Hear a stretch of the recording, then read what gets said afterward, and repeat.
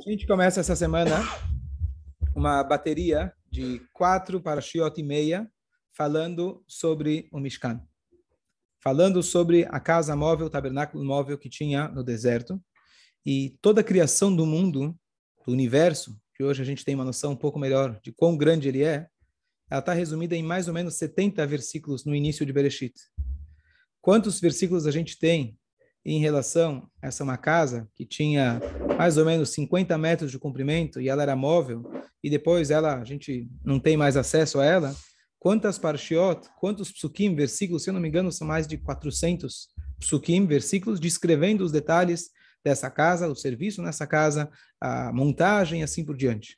Então, a primeira pergunta é, antes da gente começar a estudar essas parshiot, por que a Torá se prolonga tanto num detalhe, onde a Torá, a gente sabe, todas as leis, por exemplo, de casamento e divórcio, que são super complexas e super importantes e relevantes na vida judaica, se resumem em 2, 3 versículos na Torá.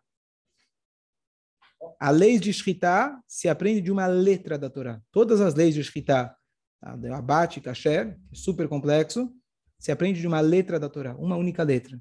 O resto foi passado por tradição. Então, por que a Torá gasta? Por que Deus gasta tantos e tantos versículos para falar do Mishkan? Essa é a primeira coisa.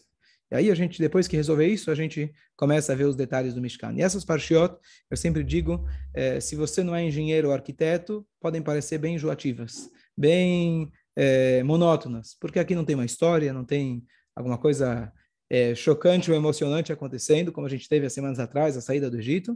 A gente tem um detalhe, uma descrição técnica do Mishkan. Então, a primeira coisa, a resposta mais simples para a gente poder... sim, Melina, alguém te entende? Todo mundo passa pela mesma coisa. Então, a primeira coisa para a gente entender é aquilo que a gente tem paixão, a gente não para de falar. Aquilo que a gente gosta bastante, a gente pode ficar falando o tempo todo. Então, eu conheço muita gente, fala, shiur, tem que ir embora. Não, mas vamos falar da política, fica aqui mais 3 horas. Mas você não tinha que ir embora? Você estava com pressa. Quando é uma coisa que te interessa, toca no teu coração, você pode falar o quanto você quer. Hashem, ele tem uma paixão muito especial por essa casa, que essa é a casa que ele escolheu, uma casa nesse mundo, lá eu vou residir, lá eu vou morar, lá eu vou vou contatar vocês, lá eu vou aparecer para vocês. Essa casa a gente tem tanta paixão que não só que ele descreve como fazer ela em detalhes, a Torá descreve primeiro como o povo trouxe as coisas para... Primeiro, Moshe falou o que ele precisava. Depois, o povo trazendo para o Moshe o que ele precisava. E depois, a construção e o resumo de tudo que eles fizeram. A Torá conta e repete várias vezes esse detalhe. Então, primeira coisa, a gente entender que essa casa, por mais estranho que pareça, o próprio rei Salomão, o mais sábio de todos os homens, ele falou, Deus, Hashamayim, Ushmei Hashamayim, os céus e os céus dos céus não são suficientes para você? Você precisava dessa casa? Ele fez essa afirmação, essa indagação para Deus, quando ele terminou de construir o templo já em Jerusalém. E Hashem se fala assim, exatamente, os céus e os céus dos céus não são suficientes para mim. Eu quero uma casa aqui nesse mundo. E a Torá, logo no início, fala para nós, Ve'asuli migdash, faça para mim um migdash, um templo, um tabernáculo, Ve'shahanti betocham, eu residirei neles. Significa que através dessa casa, Hashem reside dentro de cada um de nós. Essa casa, além de ser um meio de comunicação, onde através dele Deus falava com Moshe Rabbeinu, essa casa é o modelo, na verdade, da comunicação nossa com Deus. A sinagoga que nós temos foi construída inspirada no modelo chamado Mishkan. As sinagogas, não só sinagogas, quando a gente estuda a Torá, isso seria o substituto para aquilo que tinha antigamente, que era o templo sagrado. A gente todos os dias pede pela reconstrução do templo sagrado, que de todos os mundos espirituais, qual é o ponto de ligação maior onde Deus se revela? É nessa casa. Então, a partir desse primeiro pensamento, então vale a pena a gente se aprofundar e entender por que esses detalhes, o que tem em cada um desses detalhes que Hashem colocou, eu quero dessa forma. Algumas coisas a gente não entende, simplesmente está lá descrito, outras a gente pode traçar paralelos para o nosso serviço a Deus, especialmente hoje, que ainda não temos o Beit HaMikdash. O que a gente pode aprender de cada um desses detalhes, das cores, do tipo de lã, dos tipos de donativos que eles fizeram para poder construir o Beit HaMikdash? Dúvidas? Lá ou aqui também? Hashem, o que acontece? O Mishkan, ele foi construído depois do pecado do bezerro de ouro. Qual que é a ideia? Depois do pecado de bezerro de ouro, Deus falou, poxa, vocês cada vez decidem, vocês vão com o vento. Um dia vocês me querem, outro dia vocês não querem. Eu não estou gostando dessa ideia. Vamos fazer um lugar que lá de lá eu não saio. Eu quero um lugar aqui na terra que de lá eu não vou sair. Ninguém vai me expulsar de lá. E lá é o Beit HaMikdash. E mesmo hoje em dia, o Beit HaMikdash, o local do Beit HaMikdash, ele é sagrado em Jerusalém. A Kedushá fica lá para sempre. Quando a gente fala que a gente está no Galut, o que significa Galut? É exílio. Exílio começa não apenas de nós estarmos geograficamente fora da nossa terra, nosso habitat, que era esse Israel. Exílio significa que Deus também, ele não está à vontade na sua casa. A casa dele está trancada. Olha que coisa interessante, eu vi uma vez de um rabino. As pessoas, quando 48, a gente, Baruch Hashem, pode voltar lá de forma oficial, em Israel, etc. Muitos falam, agora tá, Mashiach chegou. Fala, tá, mas Mashiach já começou a chegar. Certo? Então, olha que interessante. Quando Deus nos livre, um casal se separa, e você chega para um filho pequeno, infelizmente, e fala, olha, papai foi morar em outra casa. O que o filho vai falar? Foi morar em outra casa? Manda o Uber e traz ele de volta. Fácil. Porque ele não entende toda a questão emocional que está envolvida. É uma questão geográfica. Então, pode acontecer que Hashem, ele deu para a gente uma oportunidade de falar, olha, vocês podem voltar para casa. Então, se por acaso você encontra o ex ou a ex na mesma casa aqui, né, na mesma casa do outro, o que você vai concluir? Bom, deve ser que eles voltaram, se reconciliaram e fizeram as pazes. Pode ser. Mas você tem uma coisa que você precisa observar e saber para você saber se eles voltaram ou não voltaram. Você vai observar a cama, o quarto da cama do casal. Se o quarto está aberto, significa que eles realmente voltaram. Se não, eles estão aqui abertos para uma conversa para talvez se reconciliar em algum momento. E olha que curioso, por mais que a gente conquistou, e a gente está, Baruch Hashem, com Yerushalayim nas nossas mãos, o Kodesh HaKodashim, na prática, apesar que oficialmente está nas nossas mãos, mas nós não temos o acesso ao Kodesh HaKodashim. O lugar mais sagrado, que era onde hoje está a mesquita, não é o lugar onde a gente tem acesso. Isso seria um paralelo para dizer para nós que Hashem, ele deu para a gente uma oportunidade, ele falou, olha, volta para casa, eu vou te dar uma chance, vamos ver como se comporta, e aí, conforme for, eu decido se a gente volta aí, você pode voltar para casa completamente. A gente, na verdade, nunca se separou de Hashem, então o exemplo não é perfeito, a gente está sempre ligado com Hashem, porém, a casa dele, o quarto mais íntimo, continua fechado. Então, para a tua pergunta, Marcelo, a casa, assim, a revelação máxima de Hashem, nós não temos hoje em dia. Deus nos expulsou e ele expulsou a si mesmo. Ele não está na sua casa de maneira revelada. Quando Mashiach chegar, a gente vai poder ter acesso a esse lugar e poder enxergar como esse lugar realmente é o canal de ligação entre os céus e a terra. Não seria obrigação nossa recuperar o lugar mais sagrado? Deixaram na mão do safado? Você sabe, acho que foi a Golda Meir que falou que, né, que ela é presidente, ela é primeira-ministra de 3 milhões de presidentes. Então você pode ir lá e ser mais um. Eu escutei uma vez uma pessoa falando, Você comentou dos árabes e uma coisa curiosa de que mesmo para os árabes não é Meca, que eles não rezam em direção a Meca. Eles rezam em direção Não, a Meca. Não é Jerusalém, é Meca. A direção que eles rezam é Meca? Mas o lugar que eles estão lutando para conseguir é Yerushalayim. Não, tem foto deles rezando de costas para aquela mesquita. Entendi. Bom. Eles estão de frente para a Meca, eles ficam de costas para a mesquita. E por que eles lutam tanto por esse lugar? Para não dar para nós. Se você for ver na história, Yerushalayim, ao longo de toda a história, é a cidade do mundo que mais sangue foi derrubado para conquistar ela. Do que a gente tem registrado, tem mais de 100 vezes que ela foi conquistada, reconquistada, conquistada por vários povos, inclusive a gente, quanto sangue foi derramado por ela. Então, de uma maneira consciente ou inconsciente, todo mundo sente que lá é a fonte, lá é o canal de ligação. Bom, em relação a Meca, eu não sou expert aí no assunto, mas com certeza, apesar deles rezarem em direção para Meca, então, corrigindo, eles lutam para ter aquele lugar para eles. Ok, vamos voltar agora, fala. Na terça, o Rabino deu sobre a Parashá. E foi com uma que... Tá, é uma coisa curiosa, interessante, de que você vai dizer, bom, a Parashá não é relevante para nós porque não temos o Beit HaMikdash. Mas se a gente tivesse Beit HaMikdash, a Parashá seria um guia. Errado. Porque a Parashá está descrevendo o templo temporário que tinha no deserto. O mesmo quando o Beit HaMikdash foi construído, algumas coisas eram iguais. Mas a estrutura do próprio prédio, da própria construção, era totalmente diferente. Então, nem para a época que tinha Beit HaMikdash, isso seria uma referência completa.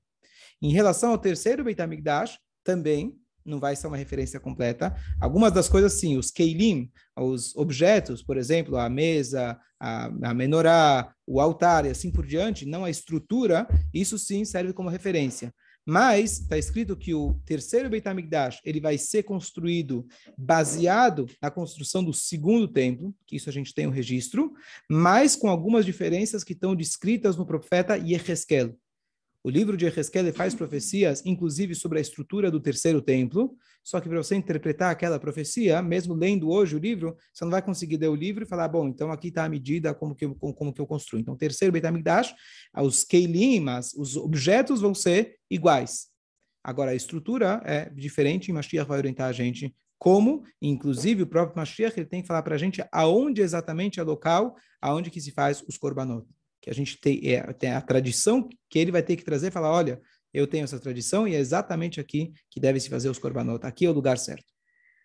Mesmo o que o rei Davi escondeu, o rei Salomão não escondeu. Quando ele construiu o templo, ele já fez escombros embaixo da terra, para que eventualmente ele sabia que ia ser destruído, pudesse ser escondido a arca e alguns outros objetos sagrados.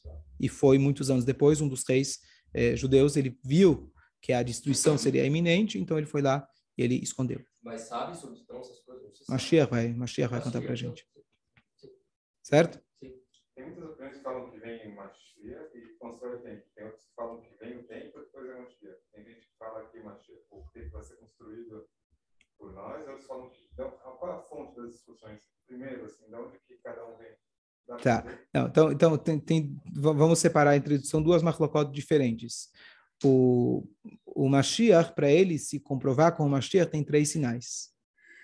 Ele precisa lekabetz nitrei Israel e lachem milchamot Hashem. Ele vai fazer as guerras de Deus. Guerra pode ser literal, ou guerra pode ser uma guerra ideológica, ou seja, trazer a consciência do mundo inteiro que Hashem, o Criador do mundo, ele que é o único rei, é o único Deus, e é ele que a gente deve seguir.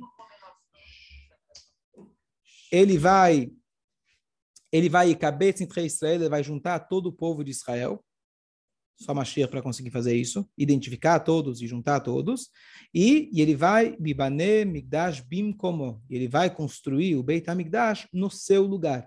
Então, por exemplo, na época do Montefiore, que tinha muito dinheiro e ajudou muita gente, etc., ele teve a ideia de se reconstruir um terceiro templo. Mas uma das questões era além de você conseguir ter os meios para construir, etc., você não tem um profeta que ele vai te dizer, olha, aqui é o local exato aonde deve se fazer os sacrifícios. Então, o Mashiach, não só que ele vai dar a possibilidade da gente construir, ele tem que atestar e falar, olha, é aqui o local exato aonde deve se fazer os sacrifícios, que é o altar. E a partir daí, você tem a referência do altar, aí você tem a referência do resto exatamente. Então, isso faz parte do papel de Mashiach. Isso é sine qua non. Mashiach precisa dar para a gente essa referência. Como na prática ele vai construir, aí existe, então, é baseado em 2 psukim diferentes. Eu vi recentemente, esqueci de cabeça agora, que um faz alusão que o Beit HaMikdash vai vir pronto dos céus, e outro que nós iremos construir.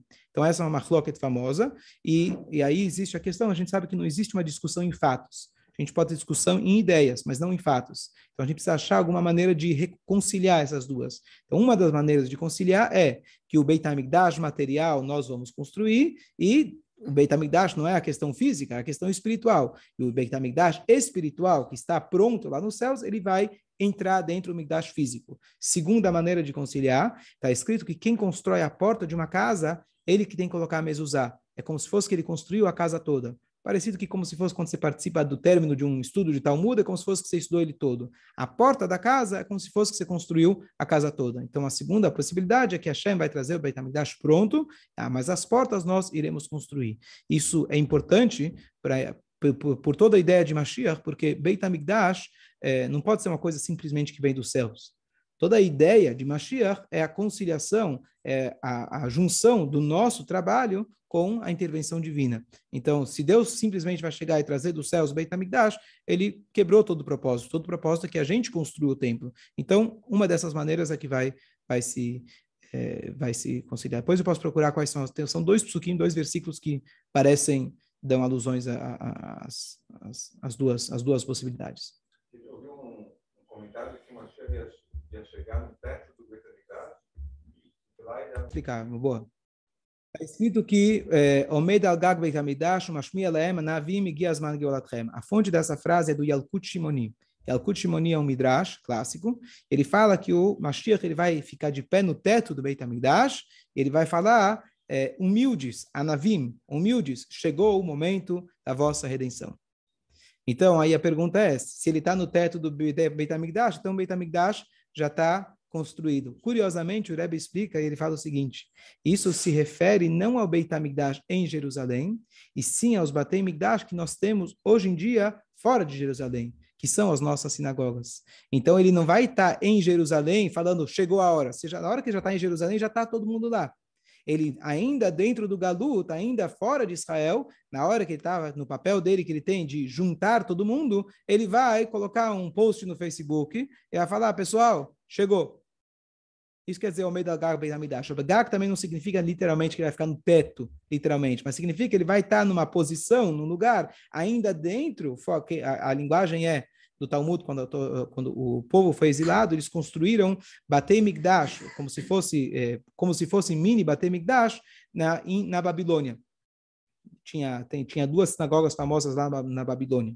Então, para aquele momento, se o Mashiach aparecesse naquele momento, então aonde que o Mashiach apareceria? Na Babilônia. Se ele for hoje na Babilônia, ele vai encontrar lá os primos. Então, ele vai, talvez, aparecer em outro lugar, um lugar central, onde de lá ele vai conseguir levar todo o povo de Israel para Jerusalém, para Israel. Agora, vou voltar agora. Baruch Hashem, bastante interesse em Mashiach. Não? É? top, aqui é o top. Esse é o foco é Mashiach. A gente está tentando chegar lá. Vocês já foram direto. Boa. Então, 2 pontos. Vamos lá. 2 pontos entre as várias descrições do templo, do Mishkan. Primeira coisa, a Torá começa descrevendo para a gente, cada um deveria trazer os presentes. Tinham 3 tipos de impostos diferentes, entre aspas. Um deles, todo mundo tinha que trazer meio shekel, que era uma moeda de prata. Tinha outros 2 presentes que a pessoa dava conforme as suas possibilidades. Então, você poderia dar, por exemplo, você já dava a lã, que seria usada para poder fazer as cortinas, assim por diante. Mas o primeiro detalhe, o primeiro item que a Torá coloca para a gente é zahav, ouro. Eu comentei ontem com vocês que qual que é a ideia de ouro. O ouro, na verdade, ele é o primeiro item, não porque ele porque ele era o mais abundante no povo. Se eu fazer um pedido, um apelo, então eu falo, olha, quem tem cobre, traz. Opa, quem tem prata, traz também. Quem tem ouro, traga. Ou seja, tem menos gente que tem ouro, tem menos gente que tem prata versus o cobre. Então, deveria-se começar de baixo para cima. Porque ele começa com ouro, e a explicação que a Hassidu dá para a gente é que toda a ideia do templo é ouro. Tem uma frase que diz que Deus só criou o ouro, só existe ouro no mundo para que ele possa ser usado no templo. Todo o ouro que existe e tudo que corre por aí, trabalha com ouro também ou só pedras? Melhor não falar. Melhor não falar. Então, todo o ouro... Ah, o fiscal está aí da Receita? Entendi.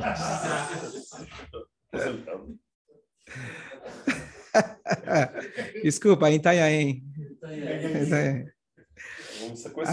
Quem não entendeu é piada para quem está aqui todo dia. Bom. É para sequestrar ele, na verdade.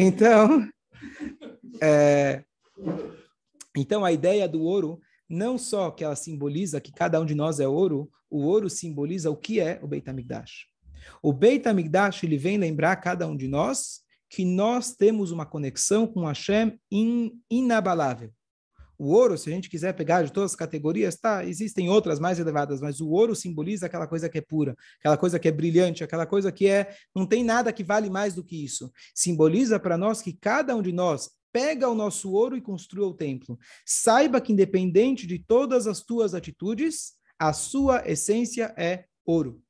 E por isso Deus ele fala que todo o ouro do mundo ele foi feito para o Beit HaMikdash, que significa, Deus ele falou, existe um lugar aqui na terra, que independente das suas atitudes, eu vou estar fixo lá. Lá é a minha casa. Algumas vezes a porta talvez vai estar trancada, algumas vezes você não vai poder enxergar, mas aqui é o lugar na terra onde eu mostro que vocês são ouro, e eu estou aqui presente, independente do que aconteça, tal como o ouro que ele não pode ser abalado. Pode ser falsificado, etc., mas o ouro, como essência, ele é aquela coisa pura.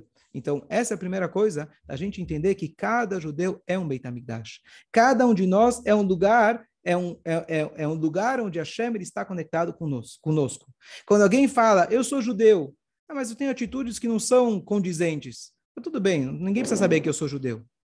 Não adianta, não tem como você abrir mão e falar, não, hoje eu não sou judeu, hoje eu abro mão de quem eu sou. Você é judeu, e se você precisa de alguém que te lembre isso, infelizmente nossos inimigos sempre lembraram a gente de quem nós somos. Nós temos algo inabalável, e é isso, inclusive, que os nossos inimigos, eles sentem e não sabem explicar o porquê. Nós temos uma conexão com Hashem inabalável. Hashem escolheu a gente no momento no Monte Sinai, e ele fala para refletir isso, eu estou construindo uma casa que vai refletir vocês, e não o contrário. Nós somos o Beit HaMikdash, nós somos o lugar onde Hashem reside. Para refletir isso, faça um templo. Quando isso, infelizmente, não foi possível, o templo foi destruído, então a gente volta ao estado original. Nós somos os templos de Hashem. Por isso a Guemará fala para a gente, você quer ter um templo para Deus? Estuda a Torá. Se conecta com o seu ouro e você vai poder sentir como Deus está presente dentro de cada um de nós. Essa é a primeira mensagem em relação ao ouro. Quero falar uma segunda mensagem. Se alguém tiver alguma dúvida, rapidinho. Fala.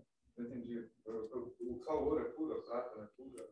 O ouro, ele simboliza o que tem de mais valioso. O que tem de mais valioso. Puro, minhas palavras que eu estou querendo dizer, a coisa mais valiosa. Próximo ponto. A Torá descreve para a gente que eles tiveram que construir. As paredes, na verdade, eram feitas de vigas. Essas vigas eram construídas pelo cedro do Líbano. Madeiras do cedro do Líbano. Hoje você tem lá, vai na República do Líbano, lá do lado do Ibirapuera, você vai ver lá aquelas árvores, se chama assim, aquelas árvores bem altas, aquelas são o cedro do Líbano. E a pergunta é, de onde que eles tinham esse cedro do Líbano? E a pergunta de onde eles tinham todos os itens. Cada um deles deve ser estudado. Por exemplo, lá eles tinham bastante carneiro. De onde eles tinham esse cedro? Então, existem diferentes opiniões dentro dos comentaristas. Alguns falam que eles compraram dos povos que estavam em volta. Eles estavam no deserto, mas eles mandavam alguém até os povos próximos e compravam aqui o material necessário. Inclusive, uma das paradas que o povo fez logo no início da saída do Egito se chamava Shittim. Shittim é justamente o nome dessas árvores, Atzei Shittim. Então, possivelmente, uma segunda opinião, que de lá, quando eles fizeram a parada lá, eles levaram consigo essas madeiras. Urashi, ele escolhe uma interpretação mais homilética, uma interpretação mais diferente. O que ele fala? Ele fala para a gente que quando Yaakov Avinu, lá atrás, 210 anos antes, quando ele foi visitar o seu filho Yosef, que era o rei do Egito, ele foi para lá e morou por lá, etc. Quando ele desceu, ele trouxe com ele de Israel as mudas e ele plantou esses cedros, porque ele sabia que futuramente, ele inclusive avisou os filhos para avisarem os netos, e quando vocês saírem, levem consigo essas toras, cortem as árvores, levem consigo para poder construir o templo que Deus vai mandar para vocês. Pergunta é, número 1, por que Urashi escolheu essa interpretação que é tão fora do comum? Urashi sempre vem explicar uma maneira mais fácil da gente entender. Isso aqui é uma história bonita, mas assim, tão estranho. Por que Yaakov precisaria levar isso? Se eu tivesse indo para o Egito, o que você levaria? Comida. O que você levaria mais? Água, um celular, um computador, para poder fazer o home office. Você não tem mais nada para levar? Muda que vão ser usadas 200 anos depois, a árvore. Bom, se Deus vai mandar fazer o Beit HaMikdash, que ele se vire. Que Deus que ele que deu as diretrizes, a matéria-prima para poder construir. Não é você que quer? Você que pediu uma casa? Não, pelo menos fornece para a gente a matéria-prima. Não, claro, estou falando de uma maneira, claro, brincando como se fosse que Deus fosse nosso, né, brother. Mas é para a gente entender, será que Jacob... também brother, está escrito, Achoti, Rayati, nosso relacionamento com Deus é como irmã, é como noiva, como filho, como pai, assim por diante. Tudo, todos os relacionamentos que existem refletem o verdadeiro relacionamento que é Hashem conosco. Então, a pergunta é, será que Jacob não tinha mais nada para se preocupar agora que ele está indo para o Egito? Olha que bonito, olha que interessante como isso funciona. Está escrito Tzadik Katamar Ifrach. O tzadik ele é comparado com uma tamareira. Ou seja, o tzadik é comparado com a árvore. Está escrito que Adam et Sassadeh, todo ser humano é comparado com uma árvore, mas o tzadik é comparado com uma árvore que dá frutos, uma árvore boa e assim por diante. Yaakov Avinu, ele queria com isso, não apenas falar, bom, eu preciso daqui 200 anos, Deus vai precisar, deixa eu ajudar Deus. Não. Quem ele queria ajudar era os judeus que precisavam ter resiliência ao longo dos anos que eles iriam ser escravos. Como que a gente pode ter resiliência? Como a gente pode aguentar um momento de tanto sofrimento? Você é escravo, teu filho é escravo, teu avô era escravo, teus filhos estavam sendo, Deus nos livre, sacrificados pelo Paró. Como que você pode ter resiliência? Como uma pessoa pode ter resiliência? O que diz o Frankl? Sentido da vida. Victor Frankl escreveu o livro dele, Logoterapia. Meu pai está lançando um livro agora, Logoterapia. Então, os convidados iam ser esse domingo. Infelizmente, ele foi hospitalizado. O Bezerra Hashem logo vai melhorar. Então, mas ele não vai ser esse domingo. Mas ele vai lançar um livro. O Bezerra Hashem vai avisar todo mundo quando for. Que ele, ele já está há 4 anos e meio que ele teve um AVC, o lado esquerdo dele paralisado. E ele, ele já estava antes estudando logoterapia. E que quando a pessoa tem sentido de vida, apesar de todas as dificuldades, hoje, infelizmente, meu pai não come, não bebe, é tudo parenteral. E ele, Baruch Hashem, você chega lá, ontem foi lá visitar ele, queria dançar comigo, de Roda Shadar.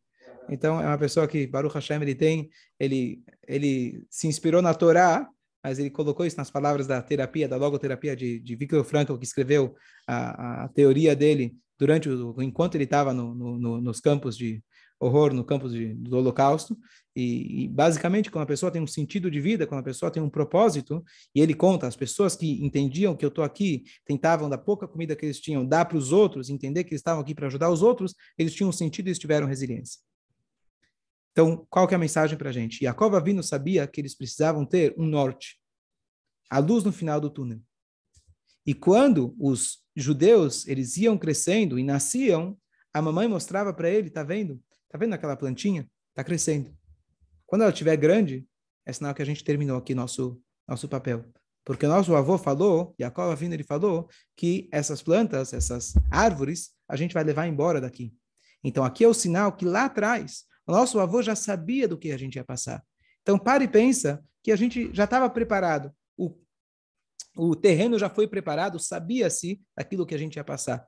Difícil? É muito difícil, mas a gente tem uma expectativa. A gente vai sair daqui e seremos livres. Vamos sair daqui e construir um templo. Teremos a nossa identidade, teremos a nossa autonomia, teremos uma saída. Essa confiança, essa expectativa é o que deu força e resiliência para o nosso povo, para que pelo menos em 3 coisas eles se mantiveram. A língua deles, o nome deles e as roupas deles eles mantiveram. Todo o resto, grande parte do povo acabou assimilando a mentalidade egípcia. Mas você tendo alguma coisa presente na sua vida, o tempo todo crescendo, te mostrando, está chegando, vai acontecer, isso era uma testemunha viva todos os dias para lembrar eles quem eles eram, de onde eles vieram, para onde eles vão e a expectativa constante que aquilo iria acontecer. Então, esse foi o plano de Jacob Avinu. Não era simplesmente levar a muda para Deus. Deus podia se virar sozinho. O plano dele era para mostrar para o povo, e Jacob Avinu, ele sendo o patriarca de todo o povo, até hoje a gente chama Benei Israel, o filho de Israel, filho de Jacob, ele como patriarca, ele tinha que garantir, de alguma maneira, que a gente pudesse ter a resiliência. Então, aqui Hassidut explica para a gente, essas árvores também estão presentes no dia a dia. Nós. O que são essas árvores? Lá, as árvores crescendo para o Beit HaMikdash. Essas árvores, agora voltando, o tzadik ele é comparado com uma tamareira. O tzadik ele é comparado com as árvores. Hashem ele fez para a gente uma bondade tremenda que em cada geração ele colocou tzadikim. Todas as gerações, ao longo da nossa história, tiveram pessoas que tinham uma conexão diferenciada e especial com Hashem. Para quê? A gente não tem hoje a abertura do mar.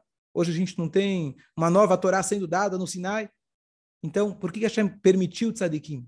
Os tzadikim, eles estão aqui, e os milagres que a gente escuta, eles estão aqui para lembrar a gente igual a Yaakov Avinu.